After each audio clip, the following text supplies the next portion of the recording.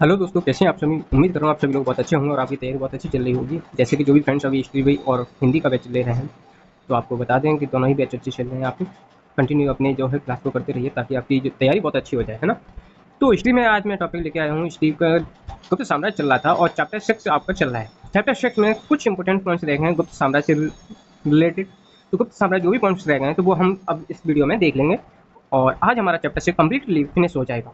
इसके बाद हम चैप्टर 7 स्टार्ट करेंगे और उसको बहुत ही अच्छे से नेक्स्ट टॉपिक को देखेंगे। तो चलिए आज हम इस टॉपिक को कंप्लीट कर लेते हैं। चंद्रगुप्त के बारे में हम देखते हैं। गुप्त साम्राज्य जो चल रहा था, क्या चल रहा था, हमारा टॉपिक था गुप्त साम्राज्य। कौन सा? गुप्त साम्राज्य। ये हमारा टॉपिक चल रहा था, है ना। इसमें जो भी पॉइंट्स रह गए थे छोटे थोड़े से, तो मैं आज वो भी देख लीजिए।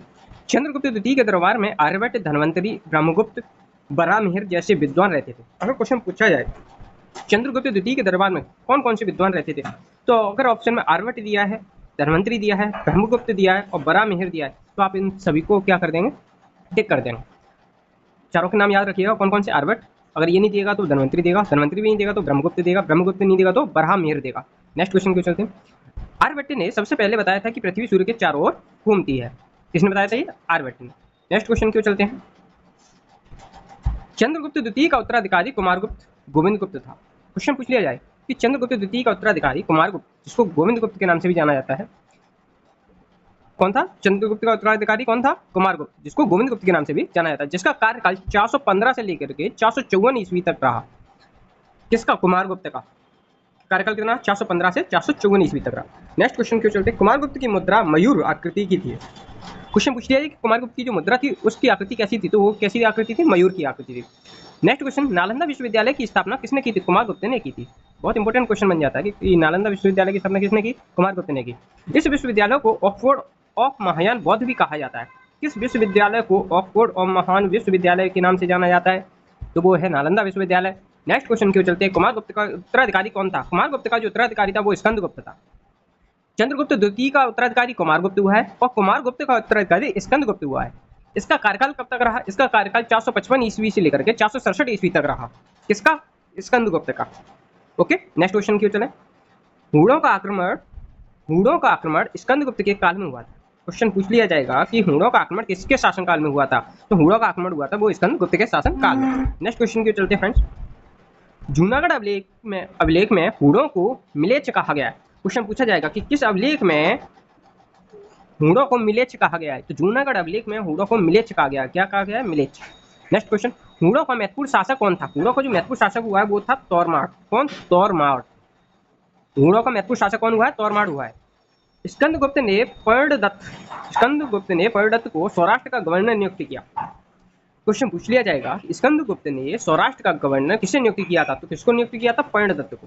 किसने नियुक्त किया था? स्कंदगुप्त ने सौराष्ट्र का गवर्नर नियुक्त किया। किसको? पर्णदत्त को। नेक्स्ट क्वेश्चन, स्कंदगुप्त ने गिरनार पर्वत पर स्थित सुदर्शन झील का पुनः उद्धार किया। पुनः उद्धार का मतलब होता है पुनः निर्माण करना। तो कौन सी झील का स्कंदगुप्त ने पुनः निर्माण कराया था गिरनार पर्वत पर? सुदर्शन झील का। कौन सी झील थी वो? सुदर्शन झील। तो नेक्स्ट क्वेश्चन के चलते, गुप्त वंश का अंतिम शासक कौन हुआ? गुप्त वंश का जो अंतिम शासक हुआ वो है विष्णुगुप्त। कौन? विष्णुगुप्त। नेक्स्ट क्वेश्चन, गुप्त काल में पुलिस विभाग के साधारण कर्मचारियों को चाट और भाट, पुलिस कर्मचारियों को क्या कहते हैं गुप्त काल में? चाट और भाट कहा जाता था और बड़े अधिकारी को दंड पासे कहा जाता था। क्वेश्चन पूछा जाएगा कि गुप्त काल में पुलिस विभाग के साधारण कर्मचारियों को क्या कहा जाता था, तो चाट और भाट कहा जाता था और बड़े अधिकारी को दंड पासे कहा जाता था। नेक्स्ट क्वेश्चन क्यों चलते हैं। गुप्त काल में क्या करते थे कि सिंचाई के लिए रहट और घंटी यंत्र का, जैसे बाल्टी वगैरह लटका के जो बनाई जाती थी, आपने देखा होगा, रहट होता था या फिर वो बाल्टी टाइप का होता था, उसी को क्या कहते, उसका प्रयोग किसमें करते थे? सिंचाई के लिए किया जाता था। नेक्स्ट क्वेश्चन, गुप्त काल में उज्जैन सबसे महत्वपूर्ण व्यापारिक केंद्र था। किस काल में? गुप्त काल में। नेक्स्ट क्वेश्चन, गुप्त राजाओं ने सर्वाधिक स्वर्ण मुद्रा जारी की जिसे दीनार कहा जाता है। किन राजाओं ने सर्वाधिक स्वर्ण मुद्रा जारी की जिसे दीनार कहा जाता है? गुप्त राजाओं ने। नेक्स्ट क्वेश्चन क्यों चले। गुप्त काल में चांदी के सिक्कों को रूप्यक और रूपक कहा जाता था। गुप्त काल में चांदी के सिक्कों को क्या कहा जाता था, तो आंसर में लिखिएगा, चांदी के सिक्कों को क्या कहा जाता था? रूप्यक और रूपक कहा जाता था। नेक्स्ट क्वेश्चन क्यों चले। पहली बार सती होने का प्रमाण 510 ईस्वी में भानुगुप्त के एरड़ अभिलेख से मिलता है। क्वेश्चन पूछा जाएगा, पहली बार सती होने का प्रमाण 510 ईस्वी में किसके एरड अभिलेख से मिलता है? भानुगुप्त के एरड अभिलेख से मिलता है सती होने का प्रमाण। कब? 510 ईस्वी में भानुगुप्त के एरड अभिलेख से मिलता है। नेक्स्ट क्वेश्चन, गुप्त सम्राट वैष्णव धर्म के अनुयायी थे। क्वेश्चन पूछा जाएगा, गुप्त सम्राट किस धर्म के अनुयायी थे? वैष्णव धर्म के अनुयायी थे। नेक्स्ट क्वेश्चन, गरुड़ गुप्त का राज्य चिन्ह था। गुप्त साम्राज्य का राज्य चिन्ह क्या था? गरुड़। क्या था फ्रेंड्स? गरुड़। ओके, चले नेक्स्ट क्वेश्चन की ओर। गुप्त काल में वस्त्र उद्योग सबसे महत्वपूर्ण था। अजंता की गुफाओं का निर्माण गुप्त काल में हुआ। क्वेश्चन पूछा जाएगा कि अजंता की गुफाओं का निर्माण किस काल में हुआ था? तो गुप्त काल में हुआ। ये 29 गुफाएं थी। कितनी गुफाएं थी अजंता की? 29। परंतु वर्तमान में 6 ही बची हैं। ये बौद्ध धर्म की महायान शाखा से, जो अजंता की गुफाएं किस शाखा से? बौद्ध धर्म की महायान शाखा से, बौद्ध धर्म की महायान शाखा से संबंधित हैं। अजंता की कितनी गुफाएं? 29 गुफाएं थी, परंतु वर्तमान में कितनी है? 6 ही बची हैं, जो कि किस धर्म से संबंधित है? बौद्ध धर्म की महायान शाखा से संबंधित है। नेक्स्ट क्वेश्चन क्यों चले। बाध की गुफा का निर्माण भी गुप्त काल में हुआ है। क्वेश्चन पूछा है कि बाध की गुफा का निर्माण किस काल में हुआ है? गुप्त काल में हुआ है। गुप्त राजाओं की शासकीय भाषा क्या थी? गुप्त राजाओं की शासकीय भाषा क्या थी फ्रेंड्स? संस्कृत। क्या थी? संस्कृत। गुप्त काल में दास प्रथा भी थी। गुप्त राजाओं की शासकीय भाषा क्या थी? संस्कृत थी। गुप्त काल में कौन सी प्रथा भी थी? दास प्रथा भी थी। संस्कृत भाषा के प्रसिद्ध कवि कौन हुए हैं? कालिदास चंद्रगुप्त द्वितीय के दरबार में रहते थे। संस्कृत भाषा के प्रसिद्ध कवि कालिदास किसके दरबार में रहते थे? तो आंसर में लिखिए चंद्रगुप्त के दरबार में रहते थे। चंद्रगुप्त द्वितीय के दरबार में रहते थे। कौन? कालिदास। नेक्स्ट क्वेश्चन, मंदिर बनाने की कला का जन्म किस काल में हुआ है? गुप्त काल में हुआ है। नेक्स्ट क्वेश्चन, कालिदास के द्वारा रचित अभिज्ञान शाकुंतलम प्रथम भारतीय रचना है। कालिदास के द्वारा रचित प्रथम भारतीय रचना कौन सी है? तो अभिज्ञान शाकुंतलम प्रथम भारतीय रचना है, जो कालिदास ने रचित की थी, जिसका अनुवाद यूरोपीय भाषा में हुआ है। इस रचना का अनुवाद किस भाषा में हुआ है? यूरोपीय भाषा में हुआ है। नेक्स्ट क्वेश्चन क्यों चला। सांस्कृतिक उपलब्धियों के कारण गुप्त काल को भारत के इतिहास का स्वर्ण युग कहा गया है। किन उपलब्धियों के कारण गुप्त काल को भारत के इतिहास का स्वर्ण युग कहा गया है? सांस्कृतिक उपलब्धियों के कारण। किन उपलब्धियों के कारण? सांस्कृतिक उपलब्धियों के कारण गुप्त काल को भारत के इतिहास का स्वर्ण युग कहा जाता है। नेक्स्ट क्वेश्चन क्यों चला फ्रेंड्स। चलिए अब पढ़ने जा रहे हैं पुष्यभूति वंश और वर्धन वंश के बारे में। किसके बारे में? पुष्यभूति वंश और वर्धन वंश के बारे में। एक प्रश्न को हम ध्यान पूर्वक समझेंगे फ्रेंड्स। इसका संस्थापक कौन था? पुष्यभूति वंश का क्वेश्चन पूछा जाएगा। पुष्यभूति वंश और वर्धन वंश का संस्थापक कौन था? तो वो था पुष्यभूत। कौन था? पुष्यभूत। इसने अपनी राजधानी किसको बनाया? इसने अपनी राजधानी थानेश्वर, जो कि हरियाणा में पड़ती है। थानेश्वर कहाँ पड़ती है? हरियाणा में। पुष्यभूति में अपनी राजधानी किसको बनाया? थानेश्वर को बनाया, जो कि कहाँ पड़ती है? हरियाणा में। इस वंश का पहला प्रतापी राजा कौन हुआ है? प्रभाकर वर्धन। क्वेश्चन पूछा जाएगा कि पुष्यभूति वंश का सबसे प्रतापी राजा कौन हुआ है? प्रभाकर वर्धन हुआ है। और प्रभाकर वर्धन ने कौन सी उपाधि धारण की थी? इसने परम भट्टारक की उपाधि धारण की थी। कौन सी उपाधि धारण की थी? परम भट्टारक। कौन सी उपाधि धारण की थी फ्रेंड? परम भट्टारक की उपाधि धारण की। यह इस वंश का चौथा शासक था। कौन? प्रभाकर वर्धन। पुष्यभूति वंश का चौथा संस्थापक कौन था? प्रभाकर वर्धन था। इसने कौन सी उपाधि धारण की? परम भट्टारक की उपाधि धारण की। नेक्स्ट क्वेश्चन की ओर चलते हैं। प्रभाकर वर्धन की पत्नी का नाम क्या था? प्रभाकर वर्धन की पत्नी का नाम यशोमती था। नेक्स्ट क्वेश्चन की ओर चलते हैं। प्रभाकर वर्धन के 2 पुत्र थे, जिनका नाम क्या था? राज्यवर्धन और दूसरा था हर्षवर्धन। ये कौन थे? प्रभाकर वर्धन के 2 पुत्रों के नाम थे, राज्यवर्धन और हर्षवर्धन। प्रभाकर वर्धन की पुत्री का नाम क्या था? प्रभाकर वर्धन की पुत्री का नाम था राजश्री। क्या? राजश्री।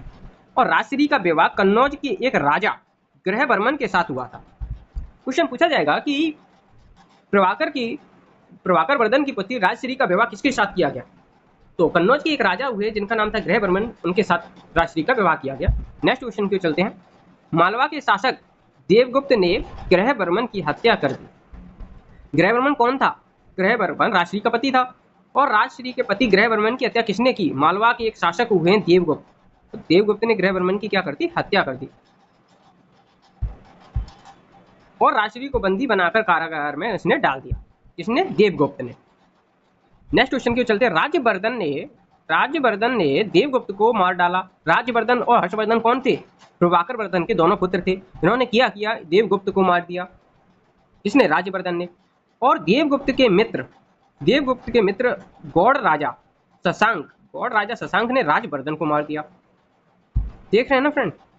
और राज्यवर्धन ने देवगुप्त को मारा है, तो राज्यवर्धन को किसने मारा था? देवगुप्त के मित्र गौड़ राजा शशांक ने राज्यवर्धन को मार दिया। नेक्स्ट क्वेश्चन क्यों चले फ्रेंड्स, राज्यवर्धन का प्रधानमंत्री उसका ममेरा भाई भंडी था। क्वेश्चन पूछ लिया जाएगा कि राज्यवर्धन का प्रधानमंत्री कौन था? उसका ममेरा भाई भंडी था। शशांक शैव धर्म का न्यायी था। शशांक किस धर्म का न्यायी था? शैव धर्म का। इसने बोधि वृक्ष को कटवा दिया था। किसने? शशांक ने। कौन सा वृक्ष कटवा दिया था? बोधि वृक्ष।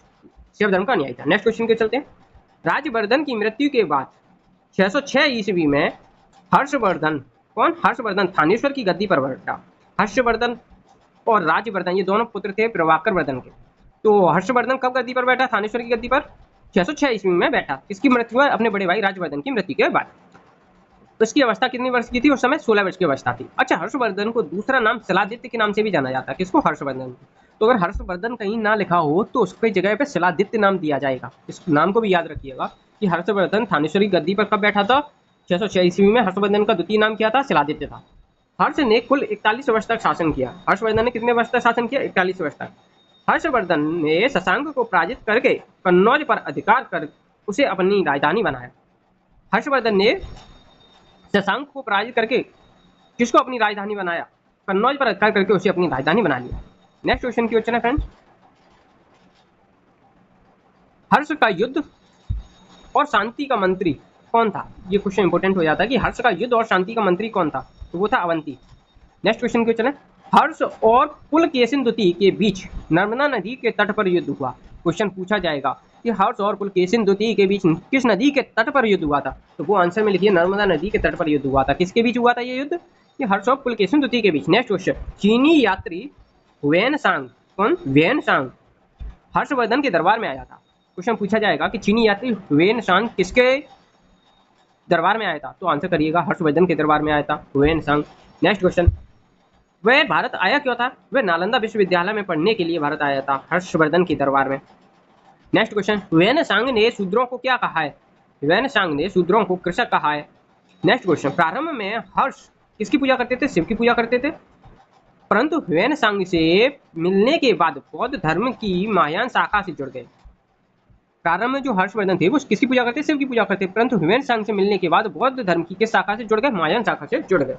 नेक्स्ट क्वेश्चन पे चलो फ्रेंड्स, सारे क्वेश्चन खत्म हो गए हैं और आज हमारा फाइनली चैप्टर 6 कंप्लीट हो गया है। तो जो भी फ्रेंड्स अभी हमारे इस चैनल पर नए हैं प्लीज़ आप जा करके प्लेलिस्ट में चैप्टर 6 को कम्प्लीटली पार्ट फर्स्ट को आप पहले देख लीजिए और उसके बाद पार्ट सेकंड भी ये कंप्लीट कर लीजिए। और बाकी के 5-6 टॉपिक आपके प्लेलिस्ट में पड़े हुए हैं, तो प्लेलिस्ट में जाकर के अपनी चैप्टर 1 से लेकर चैप्टर 6 तक कंप्लीट स्टडी कर लीजिए। आपको इस तरीके से पढ़ाएगा कि किसी भी एग्जाम में अगर आपको कोई क्वेश्चन दिखाई देता है तो वो HT से रिलेटेड आपका बचकर नहीं जाएगा, आप उसे देखते ही टिक कर पाएंगे। और मैं इस बात की गारंटी लेकर कहता हूँ कि आप अपना अच्छे से अच्छे में स्कोर कर पाएंगे एग्जाम में। तो चलिए फ्रेंड्स, मिलते हैं आपसे नेक्स्ट वीडियो में, तब तक के लिए बाय, टेक केयर, जय हिंद, जय भारत।